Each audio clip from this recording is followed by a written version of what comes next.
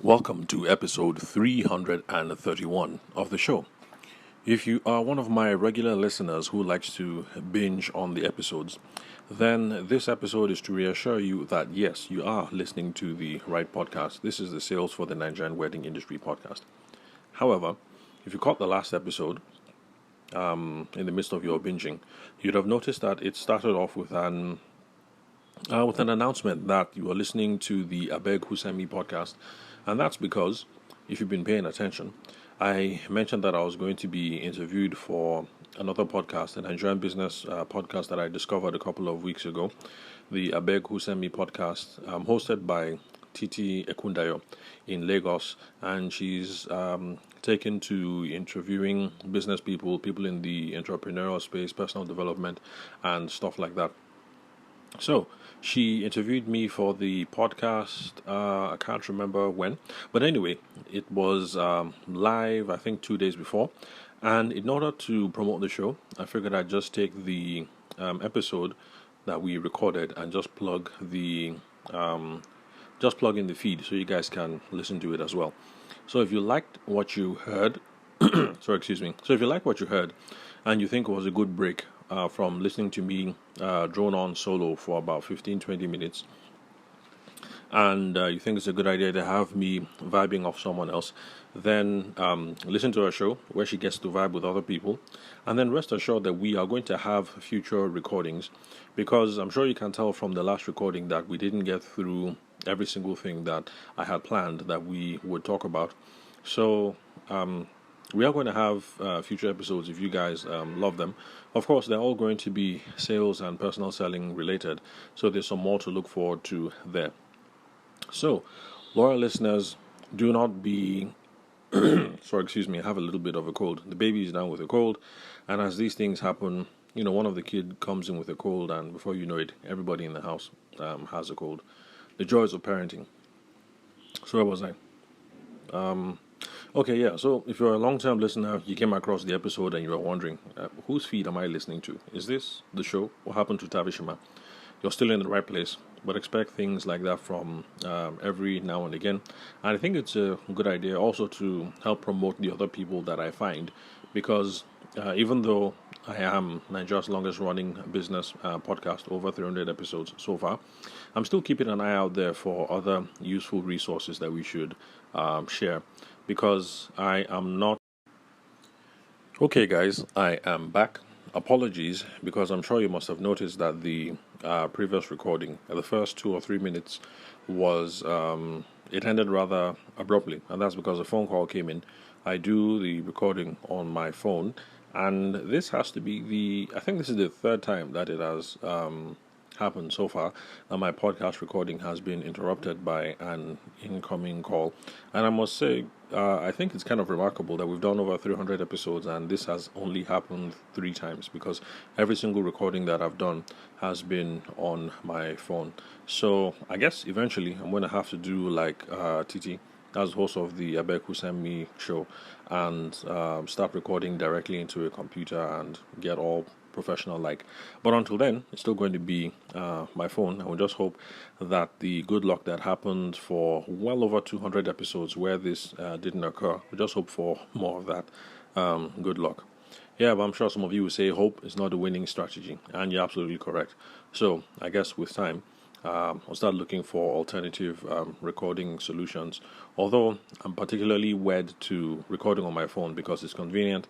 I can do it on the road. I can do it wherever I can, because I already have my recording device with me, which is my phone. Anyway, so which is to say, the whole point of this preamble basically was just to say, an interruption came in, so I can't remember exactly where we were in the conversation. I was not going to play the audio through and then try and figure out. So I guess I'll just launch straight into what it was that I had intended for today. Now, before the Abeg Who Sent Me podcast episode came up, we have been talking about the first conversation and how that is the most important thing that you should be aiming for when you are in a business context and you're having conversations. So the reason why the first conversation is really, really important is because if you're talking to someone who is interested and who has a need, then the rest of the process is going to be much smoother from there, even if it doesn't end in a sale. And let me repeat that, because a lot of people assume that the only outcome that is good for us is when the customer says yes. Now, if the potential customer says yes and we end up making a bunch of money and delivering some value, that is good. On the other hand, if they say no, it is also good because, number one, it gives us the time to move on and to speak to other people who could say yes. And then apart from that, if they say no and we follow through and we get some feedback out of the process, it's going to help us achieve a couple of other things. Number one, or rather number two, in this case, is going to give us a sense of who our ideal customer is. And the more information that we have and the better our picture of our ideal client profile, the better, because that tells us who it is that we should be running after. In a previous podcast episode, I gave a crude example that I'm going to repeat again, that if you notice that tall Igbo ladies who are 6 feet tall and 40 years old don't end up buying from you, then you get a sense that, okay, perhaps tall Igbo girls who are 6 feet tall and over 35 years of age are not your ideal customer, and so not to bother with people like that. So this is just a crude example. It's not realistic. It's just crude, just to give you a sense. So when they say no, we get feedback. We ask why they didn't go with us, or why they went with the other person, what we could do to improve our business. It helps us get a sense of our ideal customer profile, the target audience that we should be aiming for. And then it also gives us a sense of what our true value proposition is, because from the people who work with us, they will tell us what it is that they absolutely love.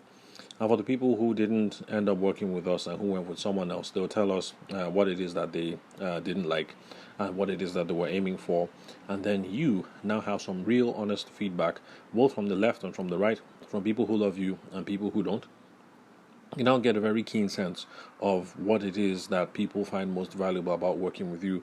And all this information makes your selling a whole lot easier. So even if it doesn't end in a sale, it is still good. That is still time well spent. The conversation is still a fruitful conversation. So remember that when you talk to someone for the first time, you don't have to try to wow them immediately.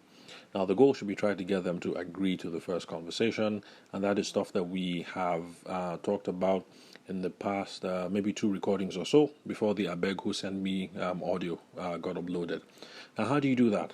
How do you get them to commit to the first conversation? There are a variety of styles, and like I advocate over here on the podcast, use your phone, use the Google machine, or use YouTube. Search. You're going to find lots of frameworks there that can guide you through the whole process. But let me speak about a couple really, really, really old school ones that are out there. And number one is to lead with your problem statement. And that's to say something like, most people I talk to have blah, blah, blah, blah, blah as a problem. Or most people that I talk to are trying to achieve ABC or 1, 2, 3. Do you have the same concerns? Now, if the person says yes, then you know that, okay, this is a good person that you are talking to. And if it looks like you might be able to provide a solution, it's something that you help with, then that is going to be your lead to booking the first conversation that, oh, okay. Sorry, let me take a step back.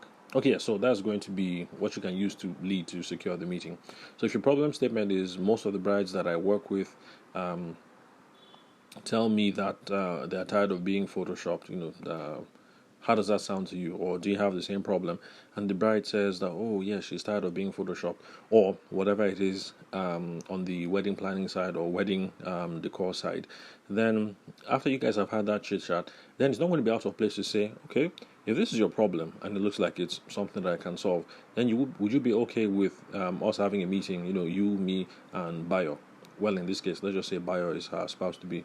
Would it be okay for you, me, and Bayo to have a meeting, to see, to explore how I can help you guys with your wedding photography coverage, to give you the kind of coverage that you deserve or that you desire. I'm just freestyling here, so this is not the exact script that I would recommend. And you can see that it kind of flows organically in this case. That since you started off with a problem statement and there seems to be some alignment, it's not out of place that you are asking for a meeting, that you're trying to secure a meeting.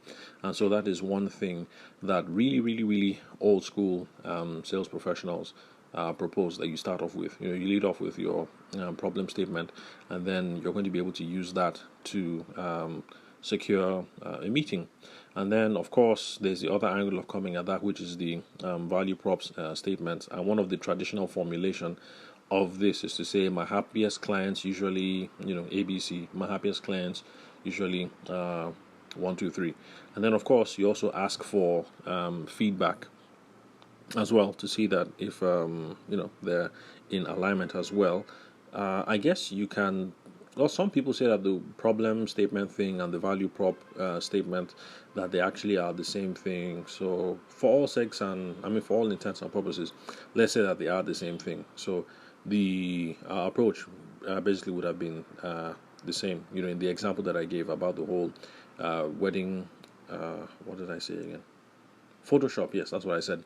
So wedding photography without Photoshop.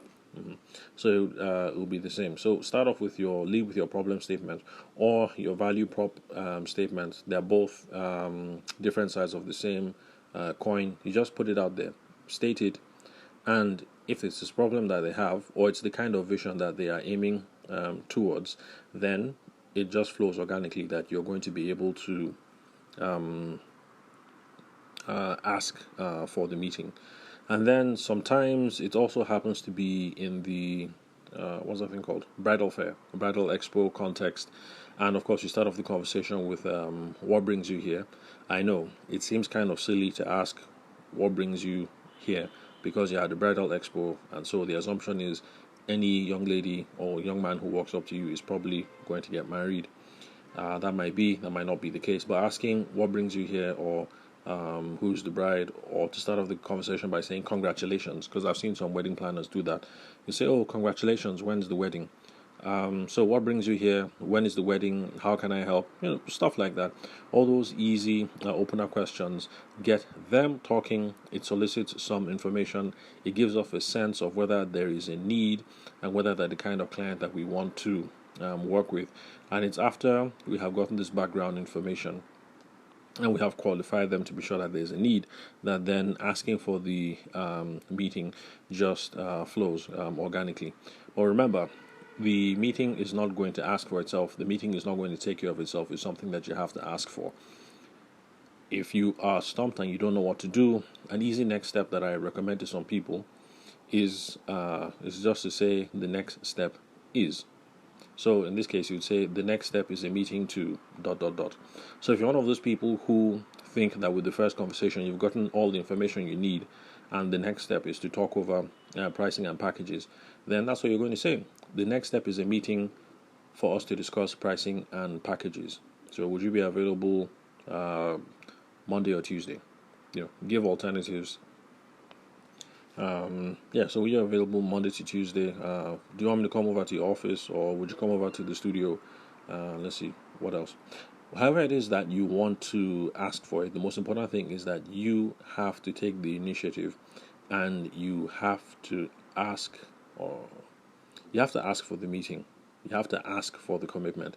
And if you don't know what to do, then the next step is formula, is one that covers lots of bases. So if you're at the stage where you guys have had the meeting and you're ready to talk about numbers, you can easily slide into, okay, the next step is for us to discuss numbers, or the next step is for us to go over the contract, or the next step is to pay a deposit to book your date. So the next step, that actual phrase, those 3 words, the next step, they cover a variety of situations, and it's something that can help right now. So remember that we're talking about the context of where we've met the person. We're trying to get a sense of whether we should have that first meeting, and how do we get them to go on from there. So the goal basically is just to get them talking in the pre-conversation. You can start off with your problem statement or with your value prop statement and see whether they agree with that or not, and that's what will determine whether you have a meeting or not. But that is a process that requires you to start the talking and to start the toasting, and not everybody is comfortable with that. So for those of you who are not comfortable with that, then open-ended questions are a lot easier to use to set the ball rolling here. So what brings you here? Congratulations. Are you the bride? When is the wedding date? How can I help? Blah, blah, blah. Stuff like that we usually say in the bridal, when we're at bridal fairs. And I'm sure those of you who are listening who are not in the wedding and the event space can see that this is going to apply regardless of whatever discipline that you are in, whether you sell inverter batteries or you sell bags on Instagram or what else. Even if you sell garbage removal services and you're trying to sell your services to, I don't know, Zenith Bank, Zenith Bank or Stanbic, so that you come by every month and pick up all their trash or whatever, or shred all their confidential documents, assuming they don't do that in-house. So whatever business it is that you're involved in, these processes apply. So in summary, remember, when you're speaking to someone for the first time, the goal is not to close the sale on the spot. It does happen, but it requires too much skill, and too much personal sense of flair and pizzazz and stuff like that. It's high stakes. I think it's easier to just take a much more process oriented framework, try and figure out if they're worth having the first conversation with, and then do that with some pre-talk, figure out if there's some alignment around the need, and the rest of the process should go easy from there. But remember that the conversation it doesn't always have to end in a yes. So if it ends in a yes and then they pay you your 500k deposit, that is cool. But if it ends in a no and you didn't get any money, that's okay. Look for feedback, because at the end of the day, you're going to get a sense of who should you be approaching anyway. Who is your ideal customer profile? Who are the ideal clients that you're trying to run after? And it's also going to give you a sense of what your value prop is. So that if you're one of those people who believes in starting off with your problem statement or your value prop statement, you're going to have it real accurate and real tied down, and it will help your selling be much more efficient and effective in the future. So thank you very much again for listening to episode 331 of the Sales for the Nigerian Wedding Industry podcast. I'm your host, Abuja-based sales consultant and event media professional, Tavishima Ayede. Thank you very much for your time and attention. I'll catch you guys at the next recording. In the meantime, remember to subscribe if you haven't done so that every time episode drops, you get a notification or you get the automatic download to your phone if you have enabled that setting. Also share with your friends, family, and associates, because we all could use this goodness of sales and personal selling in our lives to promote our businesses or whatever causes that we are involved in, for those of us who are in the not-for-profit spaces. And also remember to share with your associates and with your enemies as well, because if the overall selling quality and level of professionalism in your industry rises, then it's going to be good for all of you, because you're not going to be selling with this whole discounting and downward pressure of the endless price conversations that you said 400, Chukudi said he can do it for 360. So share all this stuff with Chukudi so that Chukudi gets a whole lot better with his own sales process. So if you guys are not always in this back and forth of you quoted 420 and Chukudi tries to undercut you by saying 400. So share with your enemies and with your competitors as well. Thank you very much for listening. That's it for today. I'll catch you guys at the next recording.